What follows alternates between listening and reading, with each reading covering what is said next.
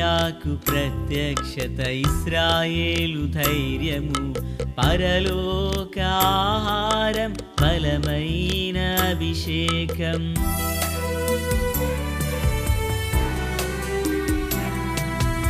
ఏలియాకు ప్రత్యక్షత, ఇశ్రాయేలు ధైర్యము, పరలోక ఆహారం, బలమైన అభిషేకం. పాడైన బలిపీఠం పరిశుద్ధమాయను, పరలోక అగ్ని ద్వార ప్రజలను దర్శించావు. పాడైన బలిపీఠం పరిశుద్ధమాయను, పరలోక అగ్ని ద్వార ప్రజలను దర్శించావు. చెట్టునకు మంచు వలె, భూమికి వెలుగు వలె, విత్తనముకు నీరు వలె నాకు నీ ప్రభావం. చెట్టునకు మంచు వలె, భూమికి వెలుగు వలె, విత్తనముకు నీరు వలె నాకు నీ ప్రభావము. అవసరమయ్యా అభిషేకించు, నాకు అవసరమయ్యా నన్ను అభిషేకించు. నీ ఆత్మతో నింపు, పరిశుద్ధ పరచుము. పరిశుద్ధాత్ముడా నన్ను శుద్ధీకరించుము. నా ప్రియ శుద్ధాత్ముడా. ప్రభు అయినటువంటి యేసుక్రీస్తు వారి పరిశుద్ధమైన నామంలో తండ్రి అయిన దేవాది దేవునికి నిత్యము స్తుతియు స్తోత్రములు, మహిమయు ఘనతయు ప్రభావములు యుగయుగములు ప్రభు నాకెచ్చెలును గాక. ఆత్మీయులారా, బాగున్నారు కదూ? మహాదేవుని కృపను బట్టి మరో పర్యాయం మనం ఇలాగున ప్రభును స్తుతించే కృపాభాగ్యం దేవాది దేవుడు మనందరికీ అనుగ్రహించున్నారు. దయగలిగిన ఆయన ఆత్మచేత సమభూమి గల దేశమున ప్రభు మనలను నడిపించునుగాక. ఆమేన్. ప్రియులారా, బాగున్నారు కాదు? నేటి దిన వాక్య ధ్యానమై నిర్గమాకాండము 23వ అధ్యాయం 9వ వచనం. పరదేశిని బాధింపకూడదు, పరదేశి మనస్సు ఎట్లుండునో మీరెరుగుదురు. మీరు ఐగుప్తు దేశములో పరదేశులై యుంటిరి కదా. ప్రార్థన. తండ్రి దేవా స్తోత్రాలు. చదవబడి ఉన్న వాక్యము మీది, వినిచున్నవారు మీ వారు. మీ దాసుడనైన నన్ను పూర్ణముగా మరుగు చేసి దైవస్వరమును వినిపింపచేయండి. మీ రాకడ కొరకు, రాజ్యము కొరకు సిద్ధం చేయండి. మీ కృప మమ్ములను కమ్ముకొనును గాక. మేలు చేత నింపి నడిపించండి. యేసయ్య మహోన్నతమైన నామమున ఆమేన్. ప్రియులారా, బాగున్నారు కదూ? ఈ వాక్య భాగంలో పరదేశిని గూర్చి ప్రభు మాట్లాడుతూ వస్తున్నారు. పరదేశి అనగానే దేశంగాని దేశంలో ముఖపరిచయం లేని ప్రజల మధ్య జీవించడి వ్యక్తినే పరదేశి అంటారు. మన పితరులైనటువంటి వారు ఎందరో తమది కాని పరాయి పరదేశంలో వారు జీవితాన్ని కొనసాగించారు. షద్రకు, మేషకు, అబేద్నగో అనబడిన వారు బబిలోను, యోసేపు ఐగుప్తు, అలాగుననే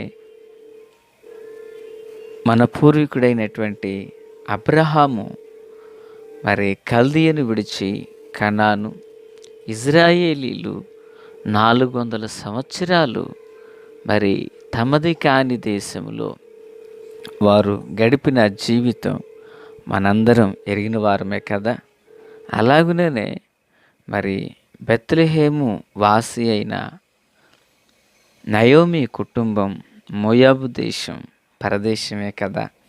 ఇలాగ ఎంతోమంది తమది కాని దేశంలో వాళ్ళు పరదేశులుగా జీవించారు.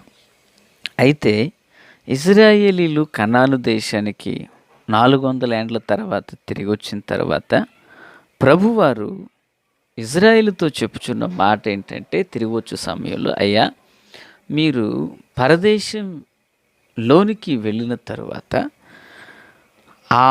అదే మీ స్వదేశానికి మీరు వెళుతున్నారు. మీ దేశంలోనికి పరదేశులు ఎవరైనా వస్తే ఆ పరదేశిని మీరు బాధింపకూడదు,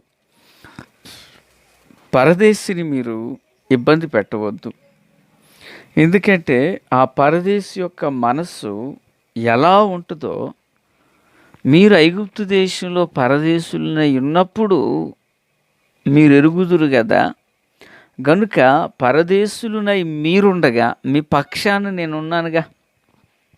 కనుక మీరు స్వదేశంలో అడుగుపెట్టిన తర్వాత మీ మధ్యలోకి ఎవరైనా వస్తే అతన్ని మీరు ఇబ్బంది పెట్టొద్దు, అతన్ని మీరు ప్రతిదండన చెయ్యొద్దు అంటున్నారు. చూడండి, ఇదే మాట ద్వితీయోపదేశకాండం 10వ అధ్యాయం 19వ వచనంలో, మీరు ఐగుప్తు దేశంలో పరదేశులై ఉంటురి గనక పరదేశిని జాలి తలంచుడి అంటున్నారు. అంటే పరదేశి ఎడల మీరు జాలి పడండి.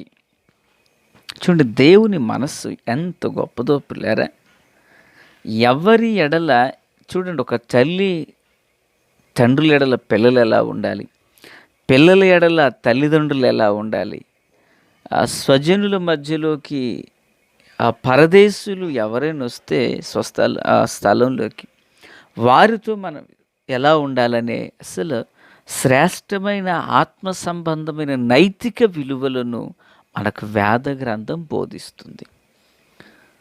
ప్రియులారా, దేవుని మనస్సు ఎంత గొప్పదో మనం ఇక్కడ అర్థం చేసుకోవాలి. అంత మాత్రమే కాదు, జాలిపడమే కాదండి, ఆ పరదేశి మనకు పరిచర్య చేస్తేనంట అతని డబ్బులు కూడా తిరిగి ఇచ్చేయాలంట త్వరగా. చూడండి, దేవుని వాక్యంలో నుంచి ద్వితీయోపదేశకాండం 24వ అధ్యాయం 14-18 వరకు వచనాల్లో ఒక మాట ఉంది.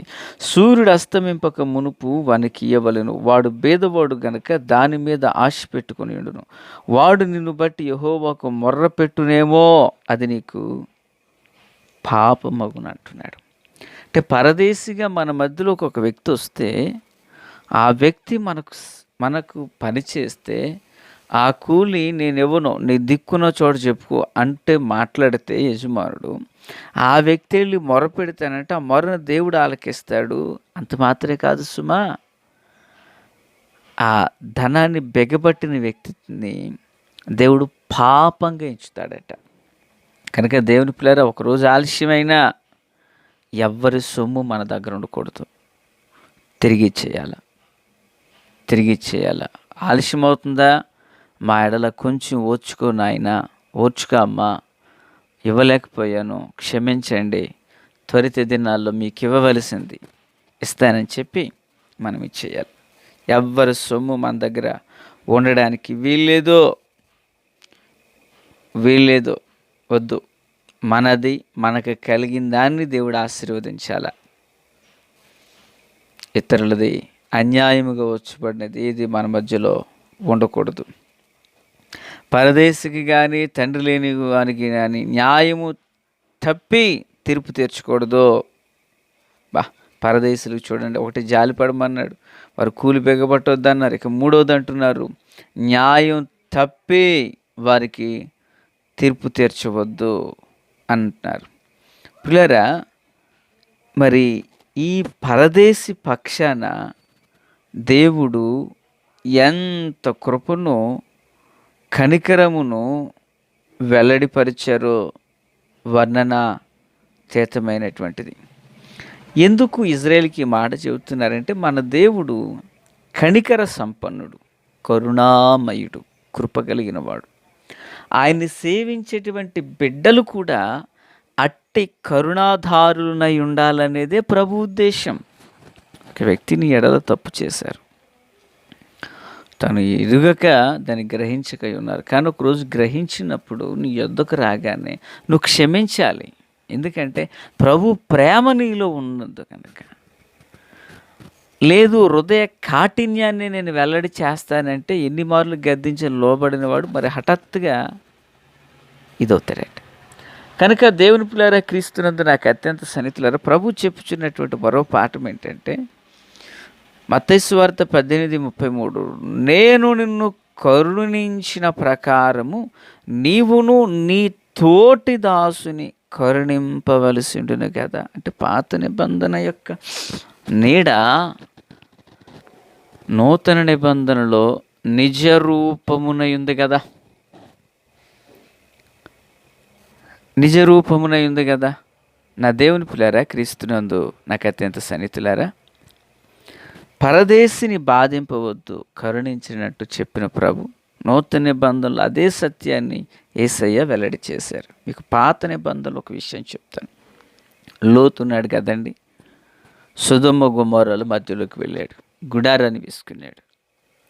సొదొమ గొమొర్రా మనుషులు బహుదుష్టులు పాపులునై ఉండగా వాళ్ళు లోతు ఇంటి మీద పడ్డారు, చుట్టుముట్టడి కట్టేశారు.